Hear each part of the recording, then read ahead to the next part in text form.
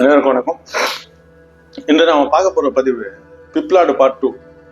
நம்ம போன பதிவில் பிப்லாடோட அவதார ரகசியங்கள், அவர் எப்படி 9 கிரகத்தையும் ஜெயிச்சார்னு கொஞ்சம் டீட்டெயிலாக பார்த்துருந்தோம். இந்த பதிவில் அவரோட வழிபாட்டு முறைகள், எப்படி வழிபாடு செய்யலாம், அதன் மூலமாக எப்படி நிவர்த்தி செய்யலாம், இதுக்கு ஒரு மந்திரங்களோ இதுவோ ஒரு டெக்ஸ்டில் சொல்லப்படலை. பிப்லாடு வழிபட்ட ஒரே ஒரு சமஸ்கிருத ஸ்லோகம் மட்டும் சொல்லப்பட்டிருக்கிறது. அவர் சனி பகவானை புகழ்ந்ததாக சொல்லப்படக்கூடிய ஒரே ஒரு மந்திரம் மட்டும் சொல்லப்பட்டிருக்கிறது. சனி பகவானோட அஷ்டகமாக வருது அது. அந்த மந்திரங்களும் விருப்பவர்கள் நெட்டில் தேடி சொல்லலாம். ஆனால் என்னை பொறுத்த வரைக்கும் அரசமர வழிபாடு மிகவும் உன்னதமானது. அரசமர வழிபாடு எப்படி செய்யலாம்னா, ஜஸ்ட் நம்ம ஒரு மரத்திற்கு தண்ணீர் ஊற்றலாம். அந்த லிங்கங்களோட இருக்கும் அரசமரங்கள் மிகவும் உயர்ந்தவை, பிப்லாடின் அம்சமாக கருதப்படுகிறது.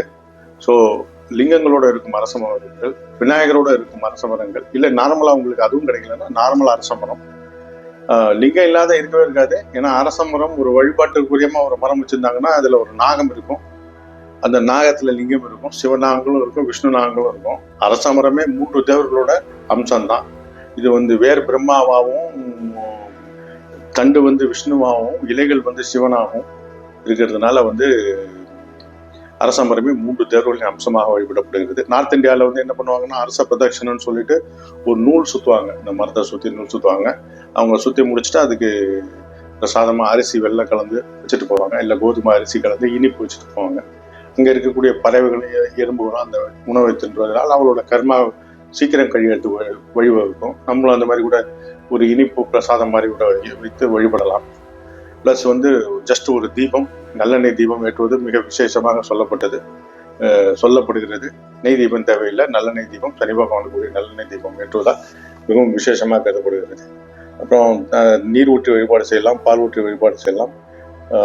சாதாரணமாக ஒரு கற்பூரம் கொளுத்தினா கூட போதும். ஒன்றுமே முடியலையா, ஒரு பாட்டிலில் தண்ணி எடுத்து போய் அரசமர வேரில் விட்டு கடவுளை அப்படின்னு வேண்டிட்டு வந்தால் கூட நமக்கு மிகச்சிறந்த. ஆனால் கன்சிஸ்டன்சியாக பண்ணணும். 48 நாள் பண்ணுறப்ப எப்பேற்பட்ட பிரச்சனைகளும் விலகுவதற்கான வாய்ப்பு உள்ளது. ஸோ அனைவரும் முயற்சி செய்து பார்க்கணும். இதில் இன்னொரு விஷயமும் சொல்கிறேன். அதாவது காசியில் சனி பகவான் வழிபாடு மிகவும் சிறந்தது. கர்மதோஷ பரிகாரங்களுக்காக சனி பகவான் ஒரு கோயிலுக்கு அனுப்புவாங்க. அந்த கோயிலே பார்த்தீங்கன்னா சனி பகவான் அரசமரத்தின் கீழே தான் அருள் பாலிக்கிறார். இந்த கோயிலோட போட்டோ நான் போடுறேன். அரசமரத்தின் கீழே தான் அழிபடுகிறார். பின்பக்கம் மகாதேவ் பாபா என்கிற பிப்லாடும், முன்பக்கம் சனி பகவானும் இருக்கிறார். அந்த கோயில் ஐயா அவர்கள் நெல்லை வசந்தன் ஐயாவோட கண்டுபிடிப்பது. மிகச்சிறந்த ஒரு உண்மையிலே அவரோட திறமைக்கு முன்னாடிலாம் கையெடுத்து கும்பிடணும். உண்மையிலே அவர் தெய்வம் தான். அது ஆச்சரியப்பட்டு தான் போனேன். இந்த பிப்லாடோட ஸ்டோரி எனக்கு அது எதாச்சும் தான் அந்த என் நினைவில் வந்தது. காசியில் சனி பகவான் வழிபட்ட லிங்கங்கள் கோயிலுக்குள்ளேயே இருக்கு. விஸ்வநாதர் கோயிலுக்குள்ளேயே, இப்போ மாற்றி அமைக்கப்பட்ட விஸ்வநாதர் கோயில் உள்ளேயே அந்த லிங்கம் இருக்கு.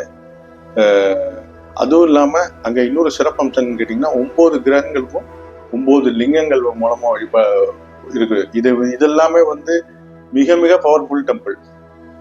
கிரகங்கள் லிங்க வடிவில் இருக்கிறது பார்த்தீங்கன்னா மிக மிக பவர்ஃபுல் டெம்பிள். இந்த மாதிரி ஒரு 2-3 கோயில், அதோட டீட்டெயில் நான் அப்புறமா அதை பரிபூர்ணமாக வளர்க்குறேன். இந்த காசி விஷயம் மட்டும் எனக்கு சொல்லணும்னு தோணுது. பிகாஸ் என்னை ரொம்ப ஆச்சரியப்பட்டு போயிட்டேன். நார்த் இந்தியாவில் இதே இவரை பிப்லாடை பிப்லேஸ்வர் மகாதேவ் என்கிற பேரில் எம்பியிலையும் யூபியிலே குஜராத்தில் ஏகப்பட்ட இடங்கள்ல பிப்லேஸ்வர் மகாதேவ்ங்கிற பேரில் ஏகப்பட்ட டெம்பிள்ஸ் இருக்கு, அவருக்கான டெம்பிள்ஸ் இருக்கு.